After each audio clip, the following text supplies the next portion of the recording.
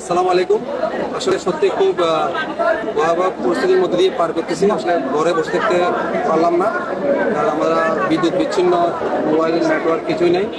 আর এই মুহূর্তে আসলে দুঃখের সঙ্গে বলতে হয় আমাদের অনেক বেশি স্পিড বোট বা অনেক নৌকার প্রয়োজন, কারণ আমাদের বিশেষ করে গ্রাম অঞ্চলে আমাদের হাজিরপুর, শিবপুর, পরশুরাম, ফুলগাজী, ছাউনাইয়া সব জায়গার মানুষ খুব কষ্টে দিন পার করতেছে। আসলে যোগাযোগ করতে পারতেছি না ওদের সাথে।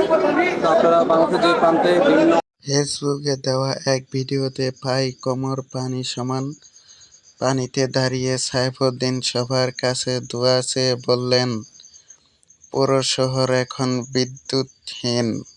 অনেক কষ্টে ফোন সামান্য চার্জ করতে পেরেছি। পরিস্থিতি খুবই ভয়াবহ।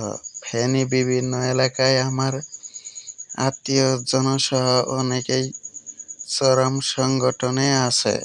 দয়া করে আমাদের জন্য দোয়া করুন। ওই ভিডিও শেয়ার দেওয়ার জন্য 12 তলায় উপরে উঠতে হয়েছে বলে উল্লেখ করে এই টিকেটার। আরও উপজেলা পরশুরাম এদিকে গিয়ে যাতে মানুষগুলো উদ্ধার করেন, তাদের চেয়ে এখন খুব বেশি প্রয়োজন মানুষের জীবন রক্ষা করা। আমাদের টাং রোডে বর্তমানে কয়েকটা লাশ পড়ে আছে, কারণ দাফন করার মতো কোনো ভালো শুকনো জায়গা নেই। অনেক হিন্দু মানুষও মারা গিয়েছে, আসলে শ্মশানে নিয়ে যাওয়ার মতো অবস্থায় নেই। তো আমি বাংলাদেশ সরকারের কাছে অনুরোধ করব, আপনারা আপনাদের সর্বোচ্চ শক্তি প্রয়োগ করে বাংলাদেশের মানুষকে উদ্ধার করুন, না হলে এখানে হাজার হাজার মৃত্যু আমাদের দেখতে হবে।